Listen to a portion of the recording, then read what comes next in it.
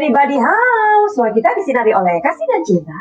Dan buat kalian yang baru saja kesasar atau terdampar di channelku ini, aku si pembisik kartu, aku tinggal di Belanda dan di Thailand. Dan buat kalian yang udah kesasar berkali-kali, banyak cinta buat kalian semuanya. Ngomongin lagi kasus Subang, kasus biasa namun dibuat sangat luar biasa. Ada apa? Halo kasus Subang, netizen hanya butuh jawaban. Korban hanya butuh keadilan, pelaku harus ditetapkan, kepolisian harus ambil tindakan. Apakah kasus ini akan dihentikan atau masih memiliki sebuah jawaban? Dan netizen pun bertanya-tanya sampai hari ini. Oke, hari ini Madam Suki mau ulas lagi atau tepatnya mengawal kasus Subang. Tapi minta maaf karena hari ini kurang enak badan ya. Karena di Thailand lagi dingin banget, itu makanya Madam Suki pakai jaket karena di sini ada beberapa hari ini ada seperti badai ya, badai angin keras banget. Itu sepertinya ada di negara tetangga, bisa jadi di Vietnam, something like that, atau Filipina. Oke, whatever. Hari ini kita mau mengupas kasus Subang. Judulnya adalah kunci rumah. Jreng, cincin pintu rumah yang bisa pakai alat kunci. Nah, itu hanya pintu belakang.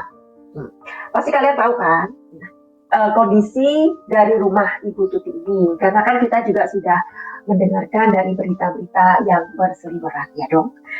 Nah, jadi ini bisa dikunci dari luar dan dari dalam. Kondisi ini ada di pintu belakang rumah.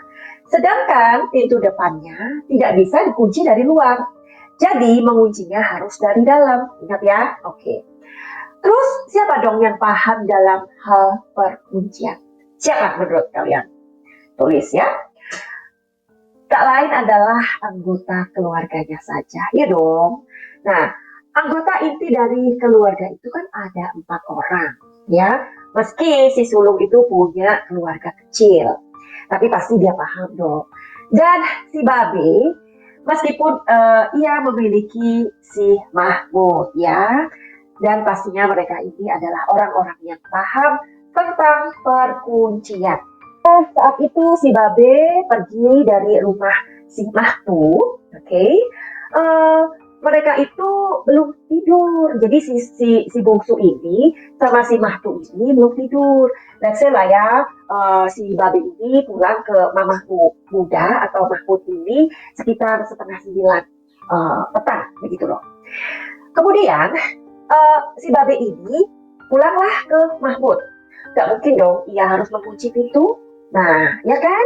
Karena kan itu masih belum malam, masih petang, dan kemungkinan besar si Mahmud dan si bungsu ini belum tidur. Kan waktu itu si bungsu kan bilang ya, kalau nggak salah ya, kunci ya pintunya kayak gitu ya. Tetapi si Babe tidak mengunci pintunya. Kenapa ayo? Nah kan udah dijelasin sama Madam Suki, karena itu masih jam 8:30 ya, ngapain dikunci ya dong, nanti ribet lagi. Nah karena pintu depan itu kan nggak bisa dikunci dari luar, jadi menguncinya harus dari dalam. Makanya pintu luar nggak dikunci sama dia.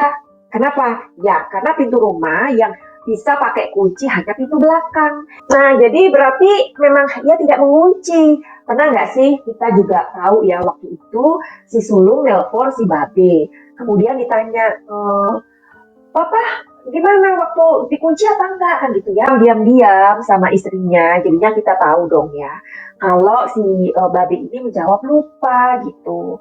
Jadi apa dong tujuan merekam itu?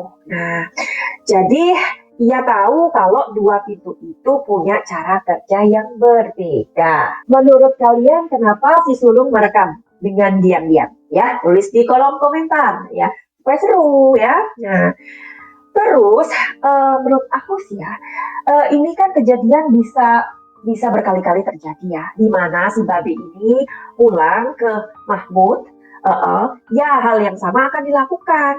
Jadi sepertinya ini bukan sekali ini, bisa jadi berulang-ulang, ya kan Cip? Nah, tapi kok nggak ada apa-apa? Karena aku pikirnya pasti ini kejadian berulang-ulang kali ya. Setelah itu, si ibu dan si bungsu ini pasti akan memeriksa pintu dan mengunci sebelum mereka tidur. Benar nggak sih, Cin? Iya kan? Karena itu kan masih setengah 9 gitu loh. Kecuali si Mahmud panggil-panggil, sayang, pulang dong. Gimana sih kamu? Pulang nggak? Gitu kan. Aku sudah buatkan nasi goreng nih atau apalah ya. Nah, kalau itu kejadiannya jam 12 atau jam 11, ya pastilah harus dikunci. Tapi ini kan masih setengah 9. Jadi wajar lah menurut aku kalau nggak dikunci. Dua pintu itu memiliki cara kerja yang berbeda. Menurut kalian bagaimana? Ya benar lah, kalau si babe ini tidak perlu mengunci, secara kuncinya itu cuma satu. Itu pun ditaruh di dalam pot.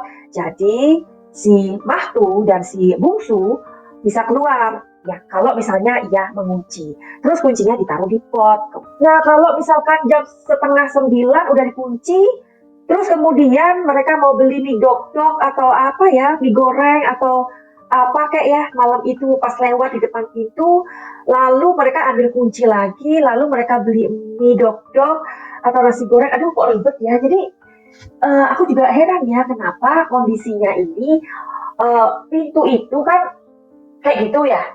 Kenapa nggak diganti aja gitu loh, Ci? Sebenarnya sih sambil nunggu aja sampai diumumkannya atau dirilisnya tentang pelaku ini. Itu aja deh. Aduh, aku sampai muter-muter loh ngomongnya itu ya nggak, Cin ya?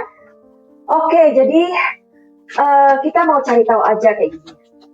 Benarkah malam itu si Babe tidak mengunci pintunya, ya? Pintu belakang maksudnya. Karena secara itu kan masih setengah 9 malam ketika dipanggil sama si Mahmud. Oke.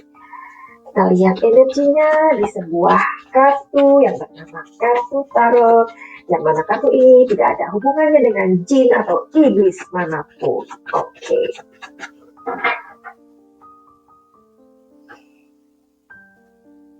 Ya. Jadi ini energinya 50-50. Ada yang komentar, Mbak Nasuki kenapa sih energinya itu kartunya kok selalu 50-50? Iya sayang, kenapa 50-50? Karena banyak sekali kemungkinan yang terjadi, kan? Maksudnya gini, kemungkinan yang terjadi itu bisa jadi, kita kan nggak tahu ya, after that si babi itu pulang ke pelukan si Mahmud, ya kan?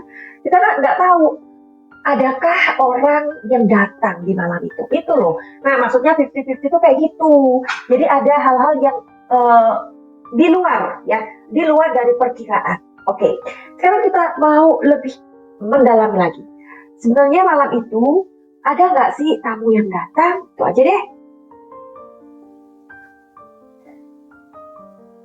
Oke.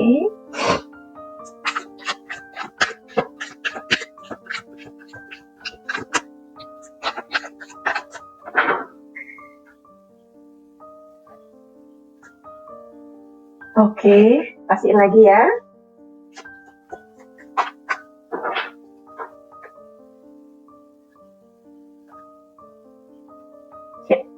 Mau tahu nggak dua kartu ini? Sulit dibaca, ya. Tetapi kartu yang terakhir mengatakan iya. Nah, kita udah tahu juga kan, karena tidak ada kerusakan pintu, nggak ada pembobolan jendela.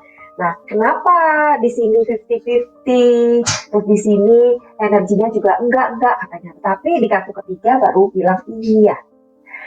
Apakah kalau ini kartunya positif, ya, ada yang datang?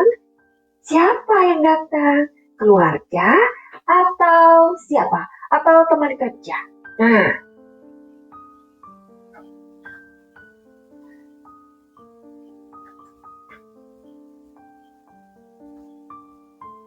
waduh, gimana ini ya?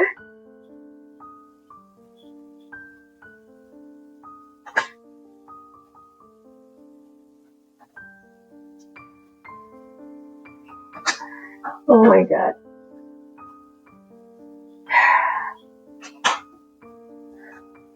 Oh my god. Bagaimana ini? Kartunya aja bingung. Oke. Sekarang aku mau lihat di kartu yang berbeda aja ya. Kalau ada yang datang, siapakah yang datang di malam itu?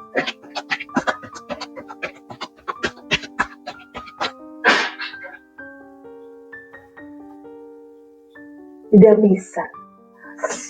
Oh my god. Oh my god.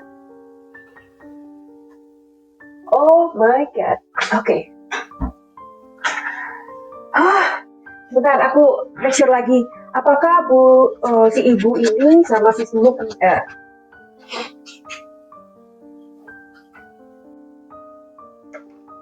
Oke, aku pastikan lagi ya. Apakah mereka ini kenal dengan siapa yang datang ini?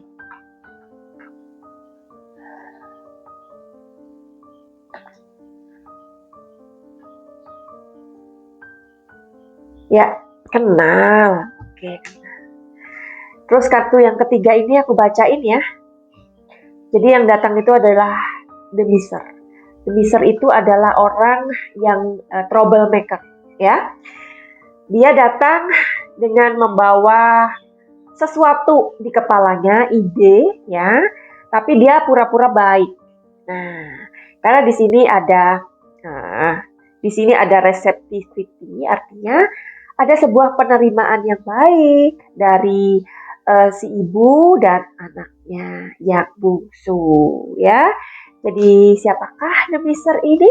Kita nanti akan lanjutkan di kartu atau video yang berikutnya. Maaf ya karena suaranya Madam Suki karena lagi flu. Karena tadi aku bilang bahwa di sini ada badai. Jadi hari ini aku agak flu. Baiklah, begitu aja. Finally, kita akan sambung di video yang berikutnya. Semoga seluruh makhluk Tuhan berbahagia. Buat kalian yang mempunyai masalah dengan kehidupan ini, bisa jadi itu masalah dengan pekerjaan, asmara, dan lain-lain, silakan untuk konsultasi pada Madam Suki atau kalian yang ingin sebuah penyembuhan holistik atau kebatinan, barangkali kalian mempunyai trauma atau sebuah pelecehan pernah mengalaminya atau hal-hal lain yang nanti bisa dikonsultasikan, silakan untuk menghubungi Madam Suki. Caranya bagaimana? Silakan lihat deskripsi atau di form yang lewat di sini. Finally, begitu aja. Set, love, and light. Salam Jai.